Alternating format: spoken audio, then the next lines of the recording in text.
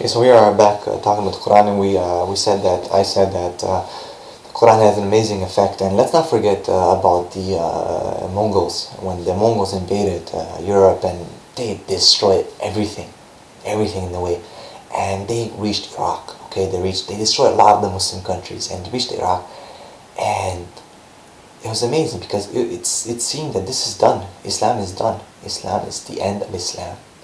But even for the Mongols, subhanAllah, praise be to God, the Quran changed their heart because they became Muslim. They themselves became civilized now. They stopped drinking alcohol. They stopped doing all these sins. And all of a sudden they became civilized. And this was because of the Quran. Anyone in history, it doesn't matter who, what historian, would agree that, you know what, there was a big change. Whether they know it's the Quran, this was the Quran that changed them. They became Muslim. They themselves became civilized, okay? And you can disagree with that. We can talk about it. We have to bring the proof, okay?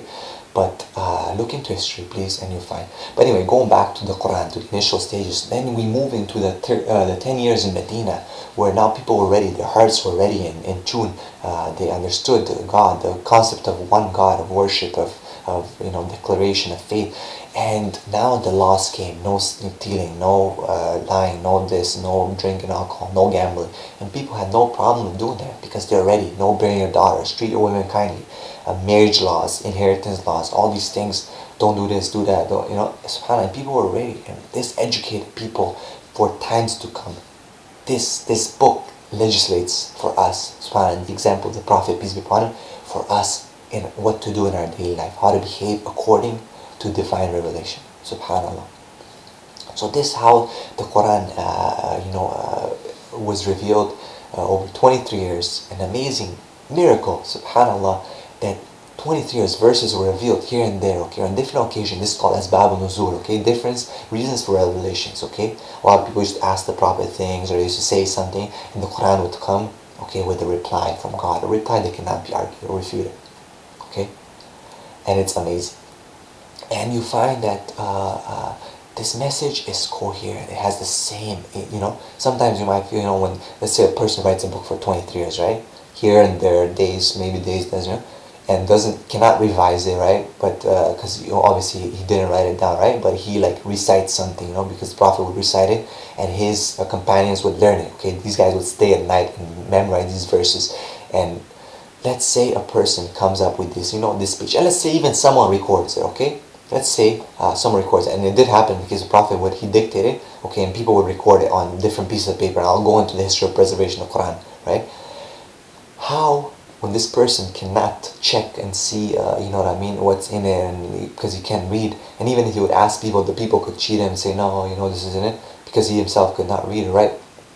How come this message came so coherent, so amazing, so in tune and fine-tuned? Can you believe that? Please read the Quran, really read the Quran with a very, very open heart and very open mind, and understand what it says. And you'll find that it's an amazing thing. How can this person write such an amazing thing? And even non-Muslim Arabs, they say it's the highest eminence of literature and of Arabic, that the Arabic grammar of today is taken from the Quran. The Quran is the book of Arabic for any Arab, Muslim or non-Muslim. And anyone will agree is of the highest eminence of Arabic. Subhanallah.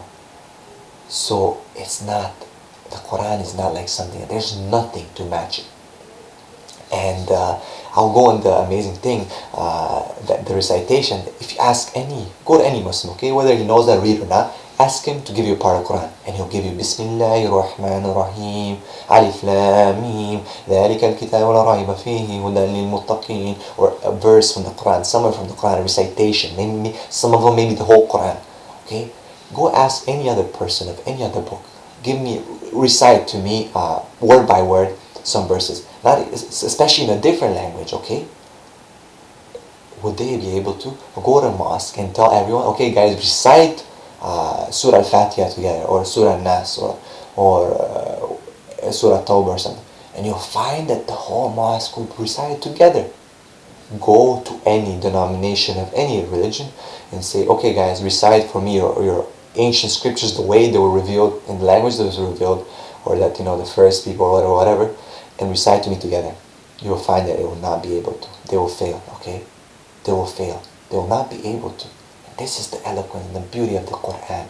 And the beauty of Islam, that is that message that's been preserved from mouth, word to mouth, not from writing and from word to mouth. People forget that.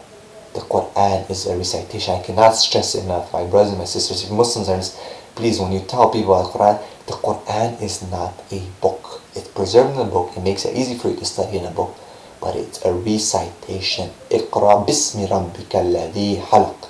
اقرأ, read, recite, proclaim. Subhanallah. So this is the Quran.